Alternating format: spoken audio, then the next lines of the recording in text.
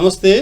अहिले हजुरहरू हेर्दै हुनुहुन्छ लाइफ ओके टेलिभिजनबाट प्रसारित जीवन यात्रा कार्यक्रम र जीवन यात्रा कार्यक्रममा आज यस स्टुडियोमा पाल्नु भएको छ व्यवसायिक कृषक नयेन्द्र चेम्जुङ सर।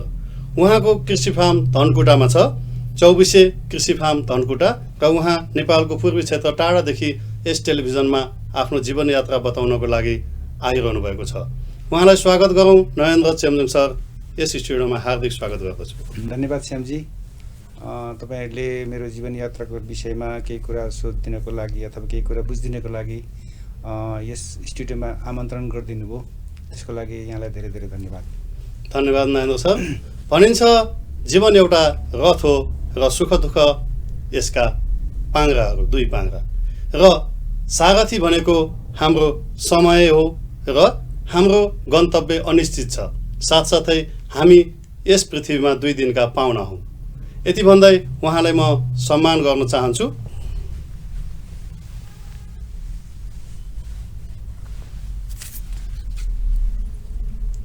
फेरि पनि व्यावसायिक कृषकको रूपमा र देश विदेशका विभिन्न अनुभव, साहित्यकार भनौँ, सरकारी जागिरको अनुभव, धेरै लामा अनुभवहरू छन् जुन हामीले छोटो समयमा सुनेर सबै सकाउन त सक्दैनौँ, र पनि उहाँका मुख्य अनुभवका कुराहरू सुनेर अवश्य पनि दर्शक श्रोताहरूले प्रेरणा लिनुहुनेछ भन्ने मैले आशा राखेको छु। र यही क्रमलाई जोडौँ उहाँको बाल्यकालबाट। नयेन्द्र सर, यहाँको बाल्यकाल, जन्म कुन ठाउँमा भयो, कति सालमा भयो, र पारिवारिक पृष्ठभूमिबाट सुरु गरौँ। धन्यवाद श्याम सर।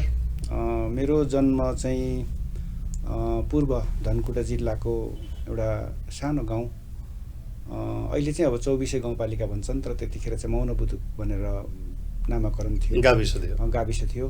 र त्यही गाउँमा चाहिँ म आजभन्दा 55 वर्ष अगाडि 2023 सालमा चाहिँ त्यहाँ मेरो जन्म भएको हो। र मेरो परिवारमा, त्यतिखेरको परिवारमा चाहिँ मेरो बुवा हुनुहुन्छ, आमा हुनुहुन्थ्यो, आमा हुनुहुन्छ, अझै पनि हुनुहुन्छ। अहिले आमा 95 वर्षको हुनुहुन्छ। अनि हामी जम्मा 4 भाइ, दाजुभाइ 4 भाइमा म सबैभन्दा कान्छो हो। हामी 2 बहिनी दिदी बहिनीहरू हुनुहुन्छ, भन्दा एकजना हुनुहुन्थ्यो। र अहिले चाहिँ अब म बालककालमा मात्र त्यो ठाउँमा होइन, अहिले चाहिँ म फेरि त्यही ठाउँमा पनि गएर बसिरहेको छु। हजुर। र बाल्यकालमा यहाँको परिवारमा 6 जनाको हजुर परिवार हुनुहुन्थ्यो, बुवा आमा सहित 8 जना हुनुभयो। र यहाँ चाहिँ कान्छो पऱ्यो, म कान्छो सन्तानको रूपमा। र हामी सुरु गरौँ सबैभन्दा रमाइलो पल, बाल्यकालको स्कुले जीवन। स्कुले जीवन कुन स्कुलबाट सुरु भयो सर? त्यहीँनिर त्यो मौनबुदुकमै थियो त्यतिखेर। पहिला त प्राइमेरी मात्रै थियो, पछि निमामी भयो, पछि चाहिँ बुदुक माध्यमिक विद्यालय भनिन्छ। अहिले पनि अहिले त उच्च मावि हुँदै अहिले त क्याम्पसै भइसकेको छ। र त्यही गाउँमा नै हामीले चाहिँ प्राथमिक कक्षा, निम्न माध्यमिक कक्षा र माध्यमिक कक्षा चाहिँ मैले चाहिँ अध्ययन गरेको। कति टाढा थियो घरबाट त्यो दूरी, हिँडाइ कति घण्टाको थियो? लगभग आधी घण्टा जस्तो लाग्थ्यो हिँडेर। हामी खाली खुट्टा जान्थ्यौँ त्यतिखेर। खाली खुट्टा जान्थ्यौँ। त्यो जमानामा जुत्ता थिएन, अनि सुरुवाल हुन्थ्यो, त्यसपछि कमिज हुन्थ्यो, कमिज सुरुवाल लाएर जान्थ्यौँ, खाली खुट्टा जान्थ्यौँ। किताब त्यति किन्न पाइँदैन थियो, किताब थिएन, कपी हुन्थ्यो, खरीको पाटी हुन्थ्यो। र स्कुले जीवन कक्षा 1बाट सुरु गर्नुभयो, कति वर्षको उमेर थियो होला? मलाई साँच्चै भन्ने हो भने कस्तो भने, मेरो एउटा पारिवारिक वातावरण चाहिँ अब हामी सबै एउटा दाजुहरू चाहिँ स्कुल जाने एउटा परिपाटी भनौँ न चलन थियो, सबैजनाले पढ्नु भयो। त्यसले गर्दाखेरि दाजुहरूको पछि लाग्दै मैले कति वर्षमा स्कुल सुरु गरेँ भन्ने पनि थाहा छैन मलाई, र मैले कहिले कख जाने भन्ने पनि थाहा छैन क्या मलाई। एकैचोटि मलाई कख जानेको मात्रै। तर सानै बेलादेखि सुरु गर्नु? एकदम सानै बेलादेखि। किनभने तत्कालीन समयमा नजिक स्कुल नभएकोले 7-8 वर्षमा एक कक्षामा भर्ना हुने कुराहरू धेरै सुनिन्छ, र यहाँको चाहिँ अग्रजहरू दाजुहरू पढ्ने हुनाले सानै बेलादेखि। मेरो विचारमा मैले 4-5 वर्षदेखि गएँ होला स्कुल जस्तो लाग्छ। के थियो? किताब कपी थिएन भन्नुभयो, पढ्ने सिलसिला सुरुवात कखरा? पाटी हुन्थ्यो, कालो पाटी हुन्थ्यो। त्यो कालो पाटीमा चाहिँ हामी खरीले चाहिँ लेख्थ्यौँ, खरीढुङ्गाले लेख्थ्यौँ। जुन चाहिँ स्थानीय उपलब्ध हुन्थ्यो खरीढुङ्गा कि त्यो के थियो? खरीढुङ्गै हुन्थ्यो, खरीढुङ्गा हुन्थ्यो। र त्यहाँ स्कुले जीवन सुरु भयो। त्यहाँबाट एसएलसी सम्म गर्नुभयो या के गर्नुभयो? एसएलसी सम्म त्यहाँ गरेँ मैले। पढाइको सिलसिलामा कस्तो थियो? पढाइप्रतिको लगाव? मेरो पढाइ चाहिँ अलिकति कस्तो छ भने खासै राम्रो पनि होइन, राम्रो पनि होइन। म चाहिँ अलि अचम्म खालको पढाइ भएको मान्छे। राम्रोसँगले पढेर ध्यान दिएँ भने म फर्स्ट पनि भइहाल्ने हो, अनि लथलिङ्ग पाऱ्यो भने म फेल पनि भइहाल्ने खालको मान्छे हो क्या। 1 देखि 10 सम्मको यात्रा त्यस्तो रह्यो। त्यस्तो रह्यो। र त्यतिखेर एसएलसी कुन डिभिजनमा पास गर्नुभयो? होइन, म त एसएलसीमा त फेल भएको मान्छे। म चाहिँ नि SLC फेल 8, हुनुभयो। 9 क्लास 10 क्लासको फर्स्ट भयो हो। हजुर पछि चाहिँ मलाई चाहिँ इतिहास विषय लाग्यो। अनि इतिहास विषय लागिसकेपछि म एसएलसीमा फेल भएँ। पहिलोपल्ट फेल हुनुभयो। पहिलोपल्ट फेल भएँ। अनि त्यसपछि म एसएलसी फेल भएर बसिरहेको थिएँ। पछिबाट त्यही समयमा चाहिँ यता लोकसेवा खुलेकोले गर्दाखेरि फेरि लोकसेवाबाट चाहिँ म पोस्टिङ जागिरमा भएर चाहिँ जोइन उता शङ्करसभाको खानबारी गएको थिएँ म। त्यतिखेर एसएलसी फेल हुनेले कुन दर्जामा एप्लिकेसन दिनु हामी पाइन्थ्यो? कम्पार्ट दिन्थ्यौँ। कम्पार्ट दिनु कम्पार्ट पाइन्थ्यो। दिन्थ्यौँ। कम्पार्ट दिएर फेरि पास गर्ने फेरि पास अवस्था हुन्थ्यो। गर्ने। एउटा अथवा दुईटा पेपर हजुर, लाग्यो भने, होइन? हजुर। र पास गरिसकेपछि लोकसेवा लड्नुभयो या होइन, मैले विद्यार्थी- त्यो मैले एक्जाम दिएर बसेको थिएँ। मेरो एसएलसीको रिजल्टै आएको थिएन र त्यही बिचमा चाहिँ म लोकसेवामा चाहिँ नि उ गरेर पोस्टिङ भएको। पोस्टिङ भयो। त्यसपछि पढाइलाई निरन्तरता कसरी पढाइलाई दिनुभयो? निरन्तरता अब मेरो बसाइ चाहिँ खाँदबारी हो। खाँदबारी शङ्करसभाको सदरमुकाम खाँदबारी हो। अनि त्यतिखेर चाहिँ अब सरकारी काममा चाहिँ मेरो फाँट चाहिँ मेरो भनौँ क्षेत्र चाहिँ कानुन सम्बन्धी परेकोले गर्दाखेरि मैले पछि चाहिँ नि त्यही शङ्करसभाको चैनपुरमा चाहिँ अब कानुन क्याम्पस पनि थियो, हजुर। सर्टिफिकेट लेभलसम्म। अनि त्यही उता जागिर खाँदा खाँदै मैले खास गरी कलेज चाहिँ मैले धाइनँ। कलेज चाहिँ म गइनँ, तर नाम रेगुलर जानु भएन, एडमिसन तर हुनुभयो। एडमिसन गरेर मैले कानुनको सर्टिफिकेट लेभल चाहिँ मैले शङ्करसभाको चैनपुरबाट गरेको। कुन कलेज थियो त्यतिखेर? चैनपुरमा शङ्करसभा बहुमुखी क्याम्पस भन्थ्यो। शङ्करसभा हजुर। बहुमुखी क्याम्पस। र त्यहाँबाट त्यतिखेरको समयमा आइएल आइएल भनौँ, पिसिएल भनौँ, होइन? पिसिएल भयो। र जागिरै कानुनी क्षेत्रमा परेको हुनाले कानुन विषय पढ्नुभयो हजुर, या हजुर। के थियो त्यसको इन्ट्रेस्ट? यस्तो थियो, अब कानुनसँग सम्बन्धित नै विषय भएकोले गर्दाखेरि पनि मलाई सहज होस् भनेर मैले कानुन विषय रोजेको हो। र पढ्न त्यतिखेर तत्कालीन समयमा के कस्तो अवस्था थियो कानुन पढ्नको लागि? पढ्न त गाह्रो कतिवटा विषय पढ्नु पर्थ्यो? पढ्न 9वटा जस्तो विषय पढ्नु पर्थ्यो। अब त्यसमा धेरै चाहिँ यो 50 पूर्णाङ्कको थियो जस्तो लाग्छ। अब त धेरै पनि भइसक्यो, मैले बिर्सि पनि सकेँ। तर जस अलिक धेरै नै विषयहरू पढ्नु पर्थ्यो। हजुर। अनि मलाई एउटा कुरो के थाहा छ भने त्यो सर्टिफिकेट लेभलको चाहिँ एक्जाममा जाँदाखेरि चाहिँ मलाई कुनै पनि किताब के हुन्छ भनेर मलाई थाहा थिएन। अनि सिधै गएर चाहिँ नि त्यहाँ जे जति भएको किताब भेला गरेँ। एउटा राजनीतिशास्त्र भन्ने पनि पढ्नु पर्थ्यो, तर मैले चाहिँ नागरिक शास्त्र भन्ने किताब बोकेर गएछु क्या। त्यसपछि मैले त्यस विषयमा चाहिँ म फेल भएँ। राजनीति शास्त्र लाग्यो, त्यो विषय पढ्दै पढ्नु भएन। विषय पढ्दै पढिनँ मैले, म फेल भएँ। तर जागिर भएको कारणले त्यसो भएको हुनसक्छ सर? जागिर भएको कारणले हुन सक्छ। किनभने जागिरमा बढी समय दिनुपर्ने भयो र कलेज एटेन्डेन्स नभएको कारणले कुन किताब के विषय भन्ने अन्यल भयो। र तत्कालीन समयमा पढ्दाको बखतमा त्यहाँ कति विद्यार्थीहरू हुन्थे आइएल पढ्ने? होइन, मलाई कति छ भन्ने नै थाहा थिएन। म त एक्जाम दिनु मात्रै जान्थेँ। कुनै दिन पनि कुनै त्यसरी दिन जाँदै पनि मैले जानु कलेज गइनँ मैले। मतलब प्राइभेट एक्जाम जस्तै भयो? प्राइभेट एक्जाम होइन, एक खालको प्राइभेट एक्जाम जस्तै भयो। भयो, तर सेकेन्ड डिभिजन निक्लेको थियो मेरो। सेकेन्ड डिभिजनमा पास हजुर, गर्नुभयो। हजुर। त्यसपछि ब्याचलर्स लेभल ब्याचलर त मैले पछि यता यो काठमाडौँमा नेपाल ल कलेजबाट गरेको। यहाँ प्रदर्शनी मार्गको हजुर, नेपाल हजुर। ल कलेजमा जोइन हुनुभयो। कति सालको कुरा होला सर यो, याद छ? 60तिरको हो कि 60तिर हो कि मैले धेरै पछि गरेको। मैले यो चाहिँ 60मा मैले गरेँ ब्याचलर चाहिँ। अनि त्यसपछि फेरि बाहिर गएर आएर फेरि मैले एलएलएम पनि जोइन गरेको थिएँ। हजुर। एलएलएम पनि जोइन गरेको थिएँ नेपाल ल कलेजमै। तर विभिन्न परिस्थिति भयो। परिस्थितिको कारणले गर्दाखेरि म यता गाउँ फर्किनुपर्ने भएको कारणले गर्दाखेरि मैले चाहिँ त्यो एलएलएम चाहिँ गरिनँ। बिएल चाहिँ नेपाल ल क्याम्पसबाट सक्नुभयो। नेपाल ल कलेज। त्यसमा चाहिँ पहिले जस्तै जागिर खाँदै पढ्नुभयो या होइन, मैले रेगुलर? जागिर त मैले उहाँ शङ्करसभाबाट जागिरै छोडेर हिँडेको थिएँ म। जागिर छोडेर बिएल जागिर पढ्नु छोडेर आउनुभयो, बिएल होइन? र बिएलको पढाइको बेलाको कुरा गरौँ, कति चाहिँ सङ्ख्या जति हुन्थे अथवा कलेजमा त्यो केही अनुमान छ? एउटा खासमा सेक्सनमा? मैले बिएल पनि म कलेज गइनँ क्या। म चाहिँ खालि त्यो एक्जामको बेला पढ्ने हो। रेगुलर जानु भएन? रेगुलर गइनँ। अब सामान्यतः मेरो कानुन सम्बन्धीको अनुभवहरू त मैले चाहिँ नि 8-9 वर्ष चाहिँ नि मैले यो अफिसमा काम कार्यालयमा काम गर्दाखेरि नै मैले धेरै कुराहरू भोगिसकेको थिएँ।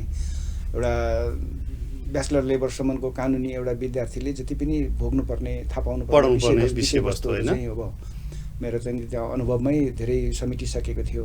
त्यसले गर्दा पनि मलाई सहज भयो पास गर्न। तर खासै त्यस्तो मलाई यो कलेज गएर कलेजको लाइफ भन्ने कुरा चाहिँ मेरो अनुभव छैन मलाई। मतलब जुन खालको स्टुडेन्ट लाइफ भन्ने अनुभव चाहिँ अलिक कमै भयो। त्यो त्यसपछि पारिवारिक अवस्था, आर्थिक स्थितिको कुरा कस्तो थियो तत्कालीन समयमा? आर्थिक स्थिति चाहिँ हामी मध्यम वर्गको परिवारको मान्छेहरू हौँ हामी, होइन? मध्यम वर्ग हौँ। अब आर्थिक त गाउँमा त त्यतिखेर त सबैको निम्न स्तरै हुन्थ्यो, होइन, किनभने सम्पन्न मान्छेहरू कमी नै पाउँथे। अब यो अहिलेको जमानाको कुरा गरिरहेको छैन मैले, यो चाहिँ यो 60 सालतिरको होइन होइन होइन होइन, यो चाहिँ करिब करिब 28, 29, 30 सालतिर 31 सालतिरको कुरा गरिरहेको छु। हजुर। त्योभन्दा पछि त राम्रै थियो, तर म चाहिँ अब 42, 43 सालमा त मैले गाउँ छोडिहालेँ। त्यसपछि मलाई गाउँको बारेमा के भयो भन्ने कुरा थाहा भएन, किनभने म 42 साल 43 सालतिर मैले गाउँ छोडिसकेपछि म धेरै लामो समयसम्म बाहिर बसेँ। काठमाडौँतिर जागिरमै पनि भयो, वैदेशिक रोजगारको सिलसिलामा विभिन्न ठाउँहरूमा गइयो। र ब्याचलर सकेपछि वैदेशिक रोजगार जानुभयो होला? ब्याचलर सकेपछि गएको। हजुर। त्यो ब्याचलर पढ्ने क्रममा चाहिँ काठमाडौँमा के गर्नुहुन्थ्यो? म त धेरै गर्थेँ, म त रेस्टुरेन्ट व्यवसाय पनि हो काठमाडौँमा। अनि अब आफूले सम्झिने खालको कुन कुन व्यवसाय गर्नुभयो अलिकति सुनाउँ न।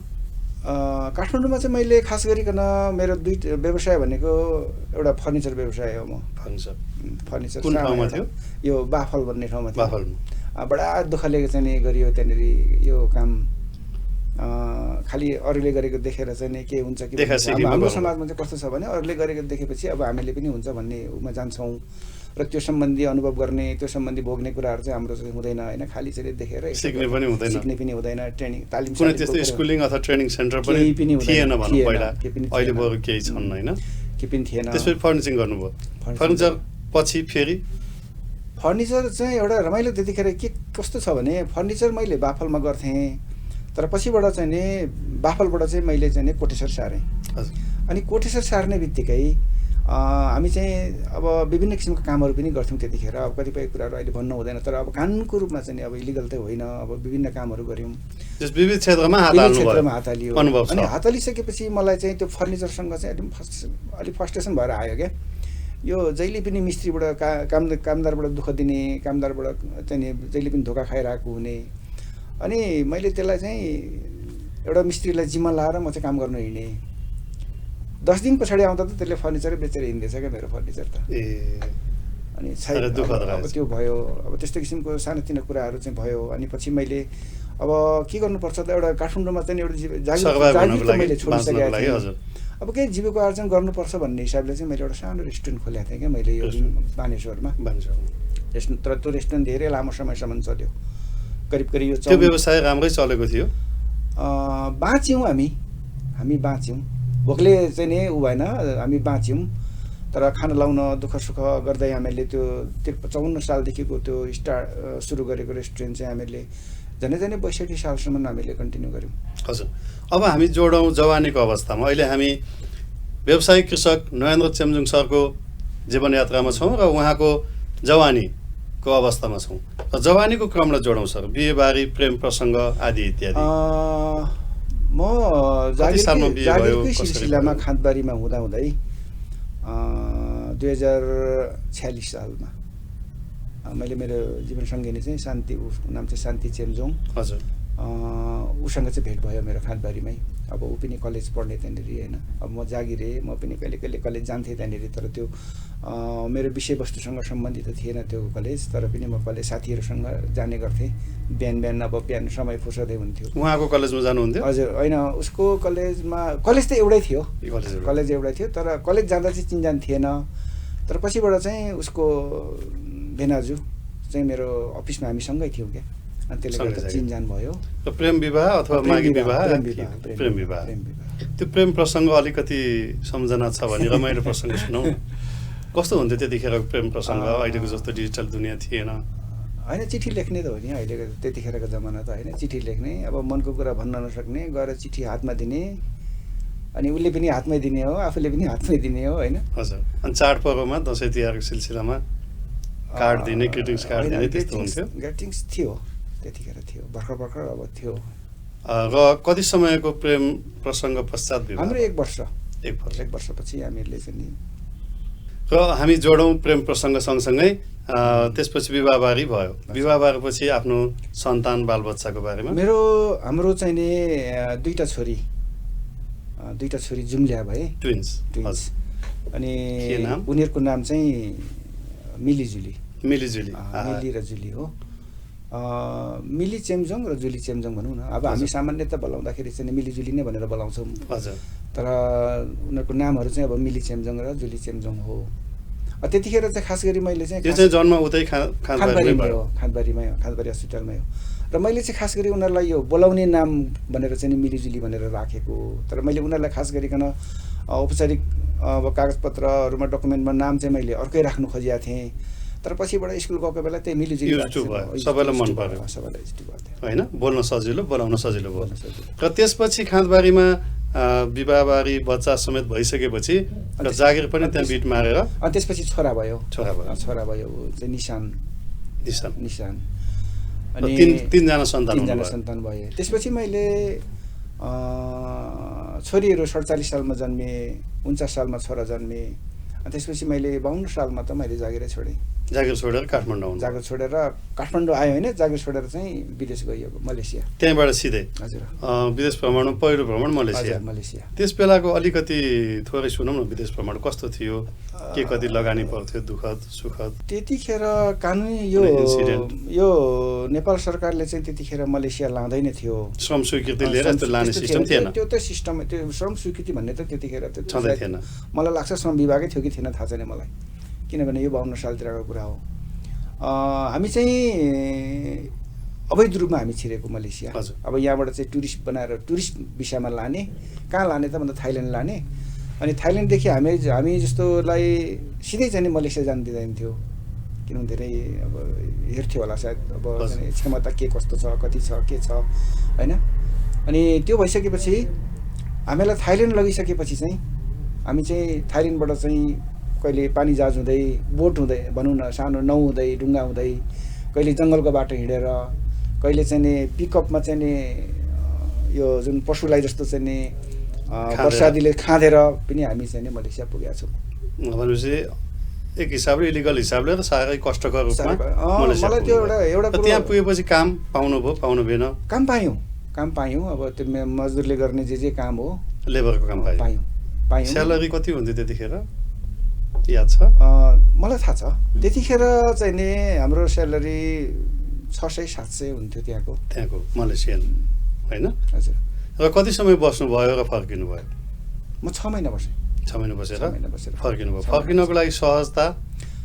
फर्किनलाई केही सहज थियो, किनभने जानुभन्दा फर्किनु सहज थियो। र त्यस पछाडिको अगाडिको जीवनयात्रा कस्तो रह्यो? फर्किनु भयो, पारिवारिक आफ्नो जीवन छँदै थियो? फर्किसकेपछि हो मैले काठमाडौँमा चाहिँ फर्निचर कारखाना चलाएको। हजुर। अनि फर्निचरबाट पनि खासै जीविकोपार्जन मात्रै जस्तो पनि होला जस्तो लागेन। त्यसपछि अब रेस्टुरेन्टहरू गरियो, अनि त्यसपछि फेरि पछि म विदेश गएँ नि, कोरिया। कुन देश जानुभयो? कोरिया गएको थिएँ। कोरिया जानुभयो। कोरियाको छोटो सुनौँ न। कोरियाको वर्किङ भिसा त्यतिखेर पनि इपिएस थिएन। म चाहिँ हामी चाहिँ फिलिपिन गयौँ। फिलिपिन गएर चाहिँ फिलिपिन गइसकेपछि हामीहरूले चाहिँ त्यहाँ चाहिँ बिजनेस भिसा रहेछ, अब मलाई थाहा थिएन त्यो, होइन? अनि त्यो बिजनेस भिसा लाएर चाहिँ त्यही भिसाको आधारमा हामी कोरिया गएको। कोरिया जाँदाखेरि कति बस्नुभयो त्यहाँ, के काम गर्नु? कोरियामा चाहिँ एउटा बडो, अब हामी त त्यस्तो नेपालमा त त्यस्तै जाडो ठाउँ त थाहा छैन मलाई, किनभने हुम्ला जुम्लातिर त त्यस्तो होला, होइन? म ठ्याक्कै चाहिँ नि 2000 को जनवरी 1 को दिन चाहिँ म त्यहाँ निक्लेको थिएँ क्या, त्यहाँ पुग्नुभयो? कोरियन एयरपोर्टमा, त्यहाँ इन्चोन एयरपोर्ट भन्छ, त्यहाँ एयरपोर्टमा पुगेको थिएँ। म थाइल्यान्डमा बसेको धेरै लामो समयसम्म, र त्यो अवधिमा चाहिँ हामी एकदम नर्मल चाहिँ नि ज्याकेट र चाहिँ नि प्यान्ट लगाएर हिँडेको मान्छे। तर त्यो यति जाडो हुन्छ त्यो कोरियामा, होइन? -13, -12, -11 हुँदो रहेछ कोरियामा। मलाई बडो गाह्रो भएको छ क्या त्यतिखेर। हजुर। त्यो एयरपोर्टबाट बाहिर निक्लिसकेपछि थाइल्यान्डमा बसेको मान्छे, नर्मल लुगा लगाएर गएको मान्छे, त्यहाँनिर पुगिसकेपछि जब चाहिँ नि -13-14 को उमा चाहिँ एकदमै जाडो भयो, ठन्डीले गाह्रो। त्यहाँ कति समय बस्नुभयो? त्यहाँनिर म 16-17 महिना बसेँ। फर्किनु? फर्केपछि यहाँनिर अब काठमाडौँमा आयो, रेस्टुरेन्ट छँदै थियो, परिवारले चाहिँ रेस्टुरेन्ट चलाइराखेको थियो। त्यही रेस्टुरेन्टमै फेरि हामी अर्को रेस्टुरेन्ट थप्यौँ। र त्यसपछिको फेरि यात्रा कता मोडियो? त्यसपछिको यात्रा रेस्टुरेन्टबाट पनि खासै धन कमाउनु नसकेपछि अनि हामी चाहिँ इजरायल मोड्यौँ फेरि।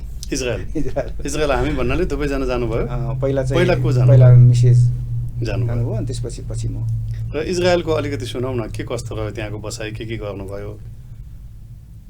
खास गरी चाहिँ हामी चाहिँ अब म चाहिँ यो विदेश यात्राको मोह पनि किन, के कस्तो अवस्था हो यो नेपालीले विदेश हिँड्नुपर्नेको बाध्यता हो कि? जब मान्छेहरूलाई चाहिँ नि अभाव हुन्छ, जब मान्छेहरूलाई समस्या हुन्छ, त्यसपछि त्यो अभावबाट बाहिर निस्किनको लागि अभावबाट मुक्त समस्याबाट मुक्त पाउनको लागि उसले एउटा केही बाटाहरू अप्नाउँछन् र त्यो बाटो के हो त भन्दाखेरि अब कतिपय धेरैले चाहिँ अब यहीँ पनि सङ्घर्ष गर्छन् यहीँ पनि दुःख गर्छन् त्यो पनि उपाय नलागेपछि होइन सजिलो विदेश हो कि भन्ने कुराहरू पनि सोध्छन् त्यसले गर्दाखेरि विभिन्न किसिमका कामहरू गर्दै जाँदाखेरि व्यवसायहरू गर्दै जाँदाखेरि अब मान्छेलाई एउटा धैर्यता धेरै लामो समय सङ्घर्ष गर्नुपर्ने हुन्छ र त्योभन्दा पनि मान्छेको के हुन्छ भने अभाव ठुलो हुन्छ अब मैले 10 वर्ष सङ्घर्ष गरेर 10 वर्ष धैर्यता गरेर गर्नुभन्दा पनि मेरो समस्या चाहिँ भोलि 6 महिनाको छ भने मेरो समस्या 1 वर्षको छ भने म त्यो धैर्यता गर्न सक्दिनँ त्यसले गर्दा विभिन्न कारणहरूले गर्दाखेरि विदेशिन्छन् र इजरायल बसाइको कामहरू र आफ्नो क्रियाकलापहरू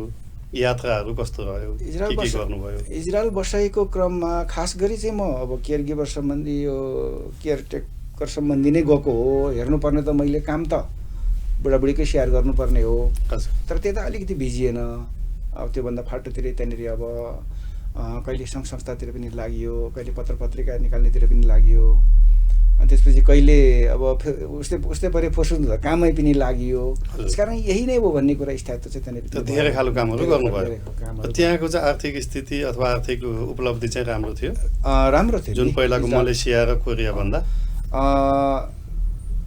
आर्थिक रूपमा हेर्दाखेरि चाहिँ कोरिया र इजरायल चाहिँ उस्तै हो तर एउटा कुरा कोरिया र इजरायलमा एउटा के फरक छ भनेदेखि इजरायलमा चाहिँ काम सजिलो छ अलिकति मानसिक चाहिँ टचर अलिकति मानसिक रूपमा चाहिँ नि समस्याहरू आइलाग्छ टचर हुन्छ नि त मनमा तर इजरायलमा चाहिँ यतापट्टि कोरियामा चाहिँ कस्तो हुन्छ भने शारीरिक रूपमा बढी चाहिँ नि पीडा छ यता चाहिँ पसिनासँग हुन्छ अब 12 घन्टा 18 घन्टा चाहिँ परिश्रम गर्नु पर्यो शारीरिक रूपमा चाहिँ नि खट्नु पर्यो उचाल्नु पर्यो विभिन्न किसिमका हुन्छन् होइन 3D भन्छ नि होइन अब त्यस्तो हुन्छ तर कोरिया इजरायलमा चाहिँ त्यो हुँदैन इजरायलमा चाहिँ अब मानसिक रूपमा चाहिँ नि टचर आउने ओर्ने भयो सामान्य कुरा हो तर पनि त्यहाँ पसिना आउने दुनियाँ गर्ने दुःख गर्ने अब घाममा पानीमा त्यो चाहिँ हुँदैन समग्रमा मलाई लाग्छ कोरियाभन्दा इजरायलै राम्रो होला भनिन्छ इजरायल कृषिको लागि एकदमै अगाडि बढेको देश विश्वकै 10औं 13औं नम्बरमा भनेको सुनिन्छ बाह्रैमासे हरेक फलफुल खेतीपातीहरू हुने होइन त्यहाँको अनुभव के छ त्यहाँ देख्नुभयो केही कृषिका कुराहरू सिक्नुभयो एउटा कुरो मलाई चाहिँ के लागेको छ भने हामी यहाँनिर यो कृषि प्रधान देश भन्छौँ अब कृषिमा धेरै अब कति 66 60 70 कति % चाहिँ कृषकहरू यहाँनिर छन् होइन हामी खालि माटो भन्छौँ क्या यो माटो त्यो माटो यो माटो राम्रो खेतीयोग्य जमिन खेती नयोग्य जमिन भनेर भन्छौँ तर इजरायलको एउटा चाहिँ त्यहाँको त्यो कृषि सम्बन्धीको जुन एउटा विकासले चाहिँ के देखाउँछ भनेदेखि यो खेती गर्नलाई बिरुवा लाउनलाई चाहिँ बिरुवा फलाउनलाई फलफुल फलाउनलाई खेती गर्नलाई चाहिँ माटो भन्दा पनि त्यसलाई मल र चाहिँ पानी र त्यसलाई चाहिँ खालि त्यसलाई चाहिँ सपोर्टको मात्रै जरुरत पर्छ भन्ने यस्तो चाहिँ मलाई लाग्यो त्यो चाहिँ मैले देख्नुभयो प्रत्यक्ष देख्नुभयो र यही क्षेत्रमा तत्कालीन समयमा कृषि त्यहाँ बस्दै पत्रिकाको पनि कुरा गर्नुभएको थियो साहित्यका पनि कुरा जोडौँ हजुर साहित्यिक क्षेत्रको कुरा अलिकति भन्नुहोस् खासमा म साहित्यकार होइन म साहित्य लेख्ने मान्छे चाहिँ होइन तर म कहिलेकाहीँ यसो मनको कुराहरू चाहिँ म लेख्छु पहिला त म लेख्थेँ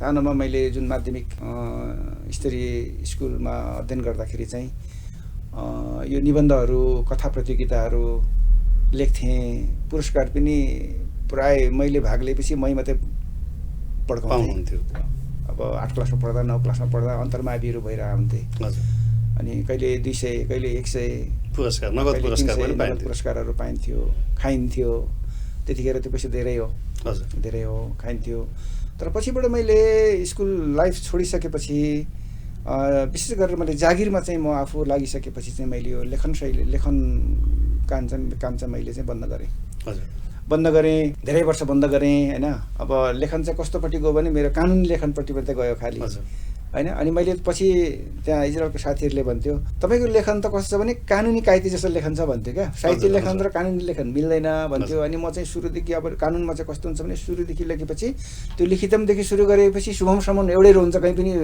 पूर्णविराम हुँदैन अनि मेरो साहित्य पनि त्यस्तै गयो भनेकोले पछि मैले के लेख्ने भनेर खासै मैले ध्यान दिएको थिइनँ तर पनि त्यो एउटा नेपाल चौतारी भन्ने त्यहाँको हामी धेरै साथीहरू थियौँ बडा दुःखले हामी प्रकाशन गर्थ्यौँ क्या नेपाल चौतारी त्यो कस्तो थियो साप्ताहिक मासिक थियो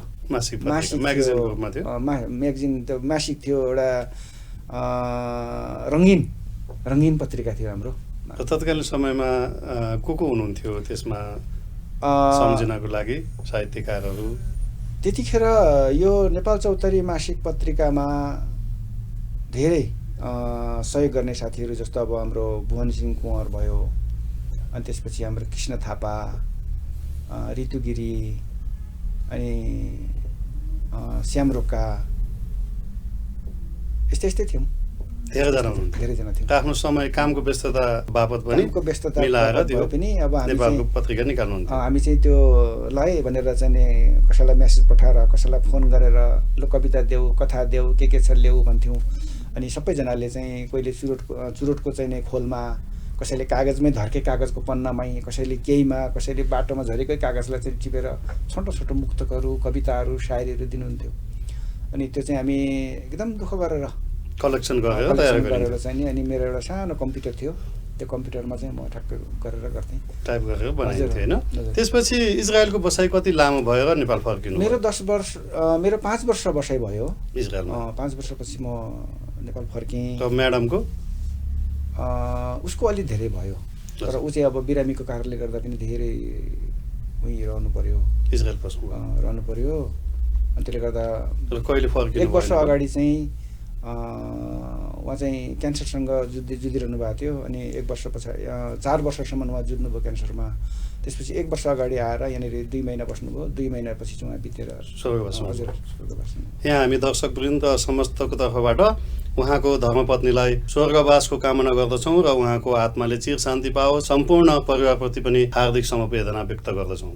साथसाथै हामी उहाँ अहिले व्यावसायिक कृषिमा लाग्नु भएको छ र इजरायलको केही अनुभव र त्यहाँ देखेको कृषिका पद्धतिहरूलाई पनि केही आफ्ना अनुभव सङ्घालेर तयार गरिरहनु भएको छ र आफ्नै पुरानो पूर्वको यहाँबाट धेरै टाढा पर्छ गाउँ धनकुटामा आफ्नै क्षेत्रमा व्यावसायिक कृषि गर्दै हुनुहुन्छ र नेपाल फर्किसकेपछि कृषि नै किन रोज्नु भयो? यस्तो छ, यो सबैभन्दा मलाई चाहिँ के लाग्छ भने सबैभन्दा सजिलो पेसा भनेको कृषि। कोहीसँग झगडा गर्नु परेन, कसैको काम खोसेर खानु परेन, कसैसँग दुश्मनी गर्नु परेन होइन। तपाईँको सुँगुर पाल्यो, बाख्रा पाल्यो, म्या गर्छ, घाँस दिएपछि चुप लागिहाल्छ, सुँगुर पाल्यो, भोग खाना दिएपछि चुप लागिहाल्छ। एउटा चाहिँ कस्तो हुन्छ नि मानसिक रूपमा पनि धेरै हल्का एउटा जीवनशैलीमा चाहिँ सहज हुन्छ कृषक भन्ने कृषि। बजारको अवस्था चाहिँ अहिले कस्तो छ नेपालको सन्दर्भमा? होइन, अहिले त्यस्तो छैन, त्यस्तो गाह्रो छैन अहिले, किनभने उत्पादन भइसकेपछि उत्पादन भएका सामानहरू चाहिँ बिक्री वितरणमा सहजता छ। जस्तो मेरै ठाउँको कुरा गर्ने हो भने पनि हामीले उत्पादन मात्रै गर्नुपर्छ, हामीले चाहिँ बजारको लागि कुनै त्यस्तो समस्या छैन। थोरै तिनै महँगो सस्तो भन्नेको आफ्नो ठाउँमा छ, त्यो समयअनुसार मौसमअनुसार चाहिँ कहिले घटबड हुनसक्छ। तर उत्पादन गरिसकेको सामानहरू चाहिँ त्यस्तो छैन, कुहिएर जाने फाल्ने भन्ने अवस्था आउँदैन। र तपाईँको एरियामा अहिले पूर्वको धनकुटाको कुरा गरौँ, त्यहाँ यस्तो 2400 जस्ता कृषि फार्महरू कति छन्? कति कृषकहरू त्यस क्षेत्रमा चाहिँ लागिरहेका छन् व्यावसायिक रूपमा? अब अहिले आएर चाहिँ धेरै कृषकहरू चाहिँ व्यावसायिक रूपमै लाग्नुपर्छ कि के हो भन्ने छ। योभन्दा अगाडि चाहिँ कस्तो थियो भने खालि चाहिँ नि जीविकोपार्जन हिसाबले मात्रै चाहिँ नि उनीहरू चाहिँ नि कृषक गर्थे। 3टा कुखुराको माउ पाल्थे, 2टा सुँगुरको माउ पाल्थे, एउटा गाई पाल्थे होइन। अलिकति कोदो पनि रोप्थे, अलिकति मकै पनि रोप्थे, धान पनि रोप्थे, सबै गर्थे। उनीहरूलाई चाहिने कुराहरू चाहिँ बाहिरबाट भर्सक किन्नु नपर्ने गरी भनेर चाहिँ नि एउटा जीविकोपार्जनको हिसाबले चाहिँ कृषि पेसा अँगालेर बसे। तर अब चाहिँ मान्छेहरूले चाहिँ नि कृषकहरूले के गर्नु थाल्यो भने अलिकति बढी सुन्तला रोपेपछि सुन्तला फलेर खाउँ न, सुन्तला रोपेर खाऊँ, कागती रोपेपछि कागती रोपेर खाऊँ, सुँगुरे पाल्ने हो भने सुँगुरे पालेर खाऊँ, त्यसले नगदे बाली बनाऊँ, नगदे बाली बनाऊँ, व्यावसायिक रूपमा जाऊँ भन्ने हिसाबले चाहिँ थोरै चाहिँ मान्छेहरूमा चाहिँ परिवर्तन आएको छ, अहिले चाहिँ आएको छ। र हामीले धन्यवाद नरेन्द्र सर, हामीले सुनेका जुन बैङ्कबाट अनुदानको कुराहरू पनि सुनेका छौँ, यसको प्रोसेस प्रक्रिया यो के हो, कस्तो छ, सहज असहज? अब यो चाहिँ अब सरकारले नीति बनाउँछ, अब कार्यकर्ताले पालन गर्छ। जति सजिलो छ, हामी जति चाहिँ नेपाल सरकारले नीति बनाएर सर्टिफिकेटको आधारमा चाहिँ लोन दिन्छ, विदेशबाट फर्केर चाहिँ विदेशबाट फर्केको नागरिकलाई चाहिँ लोन दिन्छ। अनि जस्तो अब धरोटी बेगर चाहिँ नि कृषकलाई चाहिँ यति करोडसम्म चाहिँ यति लाखसम्मको चाहिँ धरोटी बेगर चाहिँ अनुदानमा ऋण दिन्छ भनेर जति मिठो गरेर माथिबाट चाहिँ नीति निर्देशन गरेर कार्यविधि बनाउँछन्। हामी कृषकहरू त्यति सजिलो पाउँदैनौँ। हामी मतलब सहज पहुँच भएका कृषकहरूले यो अनुदान पाउन अलिक गाह्रो छ। जो नजिकका छन् अथवा पहुँचवाला भनौँ तिनीहरूलाई मात्रै यो कार्यविधि लागि हुन्छ। कार्यकर्ताहरू प्राय भनौँ, विशेष भनौँ कार्यकर्ता नै भनौँ होइन, तिनलाई चाहिँ यो कार्यविधि सहज रूपमा लागू हुन्छ। उनीहरूलाई खेती पनि गर्नु पर्दैन, हामी लाखौँ लगानी गरेर हामी खेती गर्छौँ होइन, तर अब उनीहरूलाई चाहिँ खेती गर्नु पर्दैन। झोलामा नै भन्छ नि, झोलामै खोला बोकेर हिँड्यो भने जस्तो उसको त्यो सुँगुर पनि झोलामै हुन्छ, अनि त्यसपछि त्यो व्यावसायिक परियोजना पनि झोलामै हुन्छ, सबै कुरो त्यही झोलामै, अफिस फार्म सबै झोलामै हुने भयो। झोलामै हुन्छ। हजुर, धन्यवाद नरेन्द्र सर। र यहाँको 2400 फार्मको बारेमा कुरा गरौँ, त्यसमा लगानी कतिको छ, के लगाउनु भएको छ र त्यसको अनुभव अलिकति सुनाउँ न। मैले मेरो लगानीको हिसाबले हेर्ने हो भने चाहिँ अब अन्दाजी 50 भन्दा माथि गएको छ। 50 लाखभन्दा माथि गएको छ। मैले धेरै वर्ष चाहिँ गाउँ छोडेको कारणले गर्दाखेरि त्यो हाम्रो जति पनि जमिनहरू थियो त्यो जमिन चाहिँ खेतीको लागि योग्य थिएन, अथवा विभिन्न किसिमका रुखहरू जङ्गल जस्तै भइसकेको थियो। अब त्यसलाई फाड्ने ओर्ने सबै चिल्लाउने ओर्ने सबै गर्दाहुँदी पनि केही खर्च त लाग्ने भइगयो। अनि त्यसमा अहिले मैले एउटा चाहिँ एउटा फार्म छ, सुन्तला छ, कागती छ, अनि एभोकाडो छ, अनि त्यसपछि यो बोधिचित्त छ, अनि त्यसपछि अनि यो रुद्राक्षीहरू पनि लाछु, बङ्गुरहरू पनि छ, कुखुराहरू पनि छ। बिरुवा लगाइसकेपछि त अब चाहिँ मल चाहियो, अनि अलिकति व्यापक रूपमै छ, किनभने अझै पनि थप्ने छ। तर अहिले लगभग मेरो चाहिँ नि 1000वटा जस्तो बिरुवा होला, 400वटा जस्तो सुन्तला छ, 500वटा जस्तो कागती, अनि त्यसपछि 100वटा जस्तो एभोकाडो, अनि 20 वर्ष जति चाहिँ यो बोधिचित्त हुँदै यो दानाहरूको रुखहरू रुद्राक्षको रुखहरू चाहिँ लाछौँ। कृषि क्षेत्रका समस्याहरू भनेको चाहिँ के हुन्? कृषि क्षेत्रमा आइपर्ने जुन रोग व्याधिका कुराहरूको सन्दर्भमा त्यस ठाउँमा के छ उपलब्धता, डक्टरहरू, भेटेरिनरी सुविधाहरू? अहिले चाहिँ नि यो कृषिमा कस्तो छ भने सबै कृषकहरू चाहिँ अलिकति कृषिको ज्ञान सम्बन्धी अभाव छ, उनीहरूलाई ट्रेनिङको अभाव छ। जस्तो मैले बङ्गुर पालन गर्नु पऱ्यो भने त मैले बङ्गुर सम्बन्धी ट्रेनिङ लिनु पऱ्यो, ट्रेनिङ लिइराखेको हुँदैन, त्यहाँनिर ट्रेनिङको दिने मान्छे अभाव हुन्छ।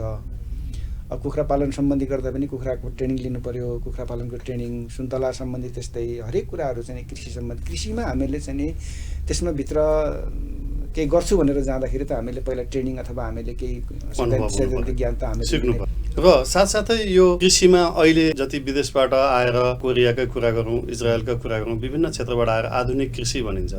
यो आधुनिक कृषि र हाम्रो पूर्वकालको कृषिमा के फरक छ? यसको व्यावसायिक रूपमा जानको लागि यहाँको अनुभव के छ? यो आधुनिक कृषि प्रणाली भन्दा जति सजिलो छ, तर आधुनिक कृषि प्रणाली लागू गर्न त्यस्तो सजिलो चाहिँ छैन, किनभने हाम्रो भौगोलिक स्वरूप पनि त्यो किसिमको छैन। आधुनिक कृषि प्रणाली भन्दा पनि हामीले अब सुरु गर्नुपर्ने भनेको व्यावसायिक कृषि प्रणाली। व्यावसायिक कृषि सर्वसुलभ हुनु पर्यो सबै चिज। व्यावसायिक कृषि प्रणाली हो। जस्तो अब हिजो जुन अघि मैले भने जुन अब जीविकोपार्जनको हिसाबले जसरी मान्छेहरू खेतीमा लागेको थिए, अब त्यसरी मान्छेले चाहिँ नि उसको चाहिँ नि भविष्य उज्जवल नबन्ने भयो। अब के गर्नु पर्यो त भन्दाखेरि हामी व्यावसायिकमा जानै पर्यो। चाहे कुखुरा पालोस्, चाहे सुँगुर पालोस्, चाहे गाई पालोस्, चाहे भैँसी पालोस्, चाहे फलफुलै रोपोस्। तर पहाड अब तपाईँको चाहिँ काठमाडौँ उपत्यका र तराई त सबै चाहिँ यो जग्गा प्लटिङले सिद्ध्यायो होइन, केही पनि बाँकी छैन। तराईमा होला त्यो पनि सिद्ध्याउँछ। अब कृषि क्षेत्र प्राय घरै घर, किनभने जहाँ बाटो कुद्यो, बाटो कुद्ने बित्तिकै बाटोले छुने बित्तिकै त घडेरी भयो, घडेरी बित्तिकै घर बन्ने भयो। भनेपछि भविष्यमा चाहिँ नि कृषि सम्बन्धीको भविष्य बोकेको क्षेत्र भनेको त पहाडै हो। पहाड हो, त्यहाँ त घडेरी हुँदैन नि त, भिर हुन्छन्, दुनियाँ हुन्छन्, जङ्गल हुन्छन् होइन। र त्यसलाई अब नेपाल सरकारले चाहिँ नि अब धेरै नेपाल सरकारका जग्गाहरू छ त्यहाँनिर। जस्तो त्यहाँनिर चाहिँ नि यदि कोही मान्छे कृषि पेसा अँगाल्न चाहन्छन् भनेदेखि उसलाई नेपाल सरकारले चाहिँ नि उसको जमिनहरू चाहिँ नि लिजमा दिने बन्दोबस्त गर्नुपर्छ। अब त्यो छैन। जस्तो अहिले तपाईँलाई मेरै उदाहरण दिएँ भने पनि अहिले मसँग जग्गा छैन। म अझै पनि मैले जग्गा पाएँ भने म 100-200 रोपनीमा म फलफुल लाउन चाहन्छु अथवा चाहिँ नि फलफुल खेती गर्न चाहन्छु, तर मसँग जग्गा छैन। त्यस्तो समस्याहरू धेरै छन्। अब नगर्नेले त गरेको छैनन्, तर गर्नेले चाहिँ गर्नको लागि ठाउँ दिनुपर्छ। त्यसमा चाहिँ नेपाल सरकारले आफूसँग भएको जति किसिमका जग्गाहरू छन्, ओइलिन जग्गाहरू हुन्छ नि त, बसिरहेको जग्गाहरू, त्यो जग्गाहरूलाई चाहिँ अब कृषकलाई चाहिँ भाडामा दिने, लिजमा दिने अथवा के गर्ने त्यो सम्बन्धमा चाहिँ नीति चाहिँ ल्याउनुपर्छ नेपाल सरकारले। हजुर, धन्यवाद नरेन्द्र सर। र यहाँको यो प्रेरणादायी कृषि सम्बन्धी र अनेक जीवनको भोगाई सुनिरहनु हुने दर्शकलाई कृषि पेसामा लाग्न चाहनुभयो भने र लाग्न चाहनेलाई यहाँको भनाइ के छ? हुन त यो आफआफ्नो सोचाइ हो, आफआफ्नो चाहिँ नि विचार हो, तर मलाई के लाग्छ भने अबको 3 दशक कृषिको युग हो। अब जसले कृषिमा चाहिँ नि लगानी गर्यो, जो कृषिपट्टि होमियो, व्यावसायिक कृषि गर्यो, त्यसले भविष्य बनायो। जस्तो अहिले तत्कालै समयमा प्लटिङको व्यवसाय बढी देखिएको छ होइन? घर बन्ने क्रम व्यापक देखिन्छ कृषि क्षेत्रमा, खास गरी काठमाडौँमा र अन्य क्षेत्रमा पनि। र यहाँको भनाइ चाहिँ अबका नयाँ पिँढीहरूले यदि कृषिमा व्यावसायिक रूपमा लाग्यो भने यसको भविष्य उज्जवल छ। तपाईँको कृषि भन्नाले त्यहाँ गएर बाख्रै पाल्नुपर्छ, सुँगुरै पाल्नुपर्छ भन्ने मात्रै छैन। तपाईँले रुखै मात्रै रोपे पनि हुन्छ। हजुर, रुख मात्रै त्यहाँ गएर गाउँमा गएर रुखै मात्रै रोपिदिए मात्रै पनि हुन्छ। तपाईँ भोलि काठ त बेचेर पैसा आयो नि त। अहिले चाहिँ के छ भनेदेखि सबै मान्छेहरूको चाहिँ नि जग्गा चाहिँ कस्तो छ भने अँगेरी रोपेको, सिमाली रोपेको होइन, वन जस्तो, बुट्यान जस्तो, त्यस्तो भएर चाहिँ नि त्यो जुन चाहिँ नगदमा परिणत हुन अलिक गाह्रो छ, सम्भवै छैन, गाह्रो छैन, सम्भवै छैन। र त्यसैले पनि हामी यदि खेती गर्न सक्दैनौँ भने पनि व्यवस्थित रूपमा हामी जङ्गल लाउँ, रुखहरू लाउँ, आयमूलक रुखहरू पनि छन् नि त। हजुर, होइन तपाईँको बाँसै मात्रै लाए पनि त हो नि। व्यवसायिक भयो, तपाईँको 100 रोपनी जग्गा यदि कसैको छ, म चाहिँ खेती गर्ने समय छैन भन्यो भने उसले त्यो 100 रोपनी जग्गामा बाँसै मात्रै लायो भने त आय स्रोत हुन्छ होइन? बाँस त अति आवश्यकै हुन्छ, बाँस भन्ने चिज घर बनाउन आदि इत्यादि हरेक काममा। हजुर, धन्यवाद। यहाँहरू अहिले हेर्दै हुनुहुन्छ व्यावसायिक कृषकको रूपमा आफ्नै क्षेत्रमा धनकुटामा 24 कृषि फार्म चलाएर बसिरहनुभएका नयेन्द्र चेम्जुङ सर। यदि यहाँहरू यस कार्यक्रम हेरेर उहाँको जीवनयात्राबाट प्रेरणा लिनुहुन्छ भन्ने मलाई आशा राखेको छु र यस कार्यक्रमलाई अन्तिममा नयेन्द्र सर अन्तिमतिर यहाँको यस कार्यक्रममा आएर आफ्नो जीवनयात्रा सुनाउनु भयो। अन्तिममा केही भन्नुपर्ने जीवन सम्बन्धी भोगाई सुख दुःखका कुराहरू छन् भने अलिकति सुनाउ। मैले चाहिँ म के भन्न चाहन्छु भने हामी एउटा गाउँले जीवनको परिवेशमा हामी जन्म्यौँ, हुर्क्यौँ। गाउँले जीवनको परिवेशमा जन्मेर हुर्किसकेपछि तत्कालीन समयमा हाम्रो विभिन्न किसिमको समस्याहरू साँच्चै भन्ने हो भने त हामी राम्रो लाउन र मिठो खानको लागि भनेर हामीले गाउँ छोडेको। त्यतिखेर बत्तीको सुविधा थिएन, त्यतिखेर पानीको सुविधा थिएन, त्यतिखेर सडकको सुविधा थिएन। हामी हिँडेर घन्टौँ त्यहाँनिर लाएर चाहिँ दिन लाएर चाहिँ हामी सहर आउँथ्यौँ होइन। तर त्यो परिवेशमा हामी हुर्केको मान्छे हामीले के गर्यौँ भन्दाखेरि राम्रो लाउने र मिठो खाने र जीवनमा प्रगति गरौँ भनेर हामीले गाउँ छोडेको। हामीले गाउँ छोड्यौँ, गाउँ छोडेर सहर पस्यौँ। तर त्यतिखेरको परिस्थिति र अहिलेको परिस्थितिमा आकाश जमिनको फरक छ। तपाईँको अहिले बिजुली छ गाउँमा, बत्ती छ गाउँमा, पानी छ, रोड छ, हरेक कुराहरू छ अहिले गाउँमा। त्यसले गर्दाखेरि मलाई के लाग्छ भने अब पहिला जुन भविष्य सहरमा थियो अब त्यो सबै भविष्य चाहिँ गाउँमा फर्केको छ। त्यसले गर्दाखेरि अब धेरै मान्छेहरू सहरीय जीवनशैलीसँग रमाएर बसिरहेछन्। अब उहाँलाई धेरै कुरामा गाह्रो पनि छ गाउँ फर्केर जानलाई होइन। मनले त अहिले गाउँ जान्छु भन्छ, अब समग्रमा कुरा गर्दाखेरि पनि होइन गाउँ जाने हो, गाउँ जाने भन्छ, तर जाने हिम्मत चाहिँ गर्दैनन्। तर पनि गाउँ गइसकेपछि अब गाउँमा धेरै कुराहरूको सुविधा छ।